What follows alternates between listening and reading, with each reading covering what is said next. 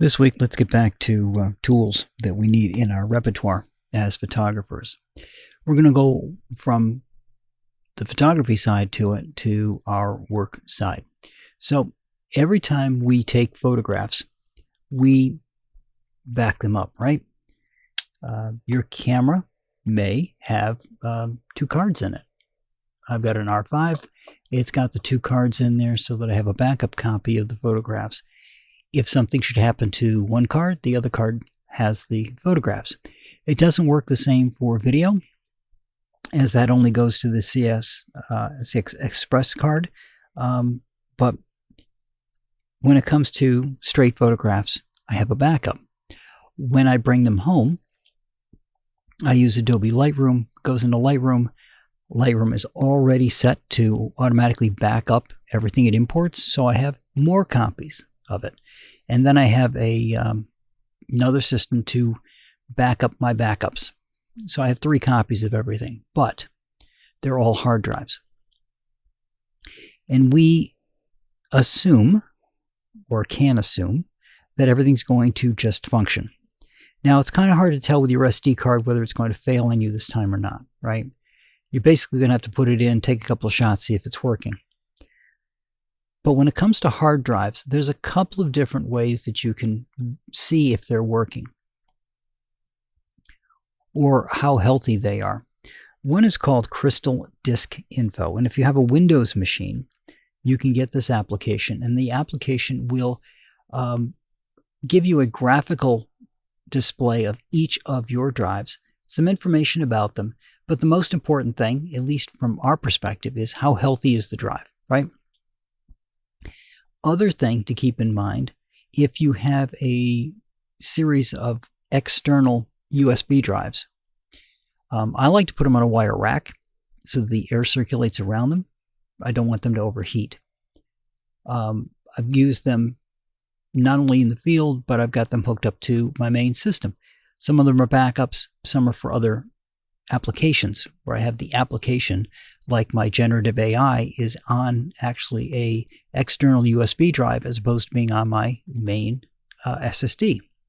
So having a way of finding out the temperature of them is good, because if they get too hot, you're going to degrade their life expectancies. So having a tool that tells you not only how healthy the drive is, and there's technologies on the drives now, smart technology, to tell you how healthy the drive is. And Crystal Disk Info will give you that information and will show you what the temperature of the drives are.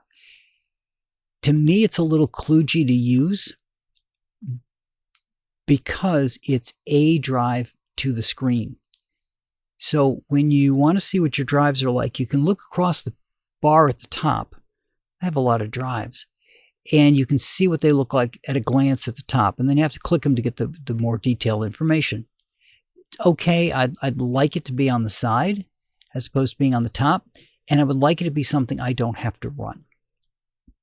Enter Hard Drive Sentinel. Hard Drive Sentinel works on Windows, it works on Mac, and it works on Linux.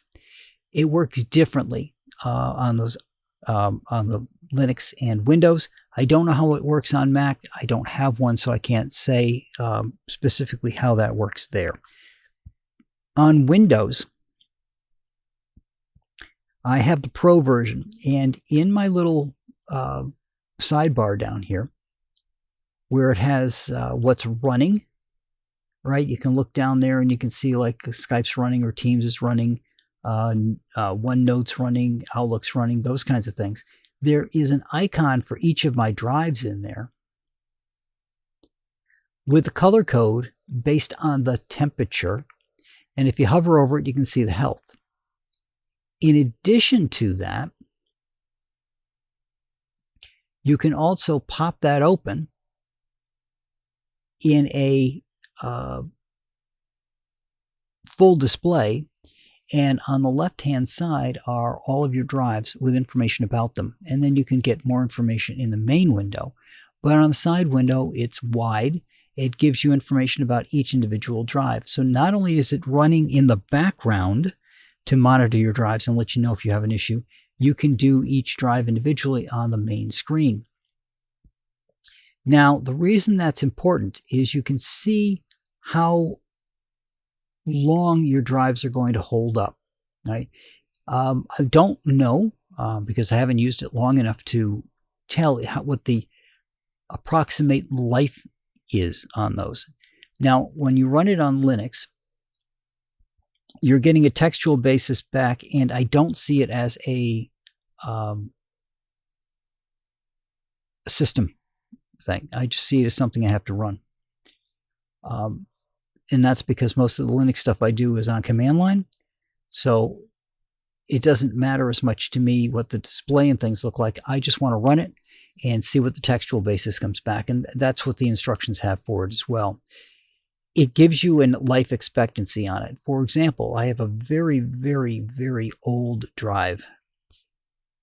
And by old, I'm saying probably 10 years plus. There was an internal drive that was starting to have issues that I took out of the computer.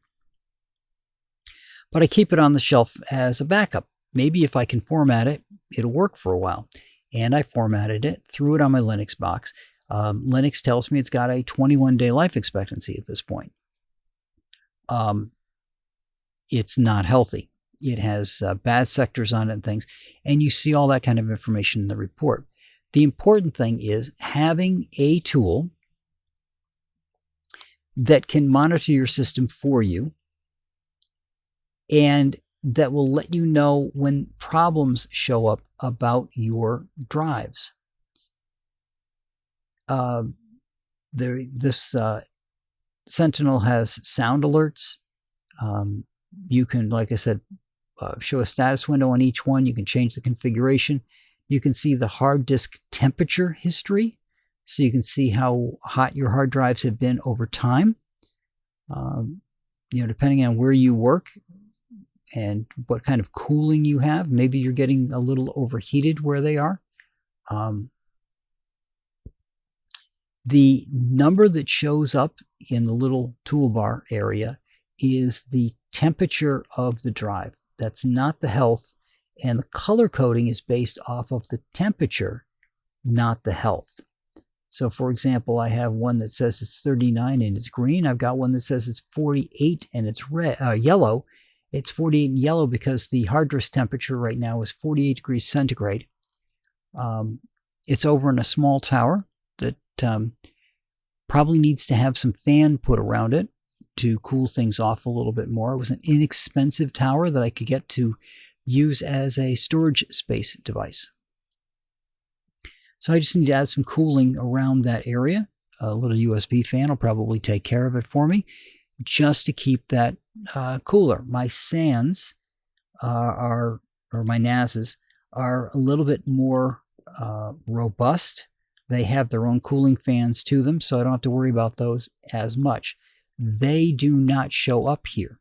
Okay, so what we're talking about is just what you're going to use for your main device and any drives that are connected to it. If you have a NAS set up, that should have its own health reporting set up for it. So you don't have to worry about those as much as you have to worry about the main hard drive on your machine and any supplemental drives you have. I have an SSD that's on one of my computers that recently had a failure under Linux. It was working fine. I'm not quite sure what caused the failure. It was after I put a new DVD drive into the machine, and it suddenly started having super block issues. If you're familiar with Linux, if it can't find the super block, there are backups for it, but even going through those backups, it couldn't find a way to start itself up, and I had to redo the drive. That drive is currently showing at an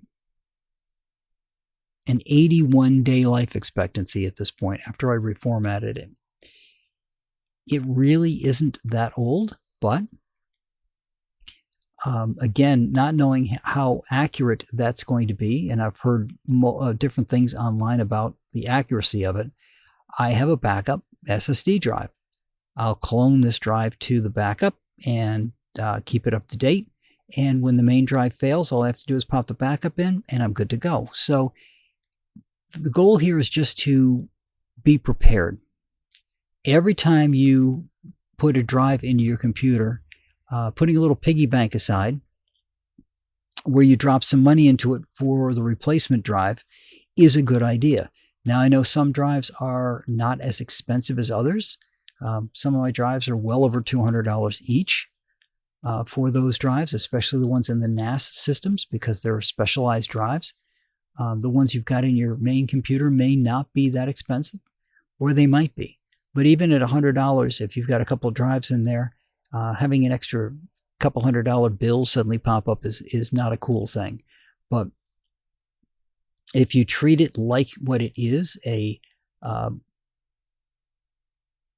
expendable part of your operation, something that's going to fail, you know it's going to fail, so you put some money aside for it. So when it does fail, you've got the extra cash to take care of it. And having a tool, even something as simple as Crystal Disk Info, can let you take a look and see how long it's going to last. Now, Crystal Disk Info is perfectly serviceable. It's free, so you don't have to worry about anything. It's available in the Windows Store, but you have to put it on your calendar to go check your drives every so often. How often? I can't tell you. If they're healthy, probably don't have to worry about it more than once a month. If they start to look like they're not healthy, they start showing up with bad blocks and things on it, you're probably going to want to check them more often and make sure you got a backup ready. And make sure that you have a way of replicating that drive so that when it fails, you have something you can just swap in to replace the drive. I know a lot of people don't get into the guts of their computers, and they probably have USB external drives. This also helps out for those drives as well. Now, those drives are much more likely to fail than the internal drives. Why? Because the internal drives are big, bulky beasts. They're built tougher than what's in your in a lot of the external USB drives. I'm talking small portable types. Those usually have drives that are about equivalent to what you'd find in a laptop. And laptop drives, your miles can vary, but 2 years, they start to become questionable. When you get to 5 years, you're probably pushing your luck as to how long they're going to survive at that point. SSDs are a completely different beast, depending on how often you write to them and what kind of error recovery they've got in them. They can last you the same amount of time as a laptop drive or longer. But the bigger, beefier drives, which is the one that I've got that's supposed to fail in 20 some odd days, they're heftier. They weigh more. They're much larger.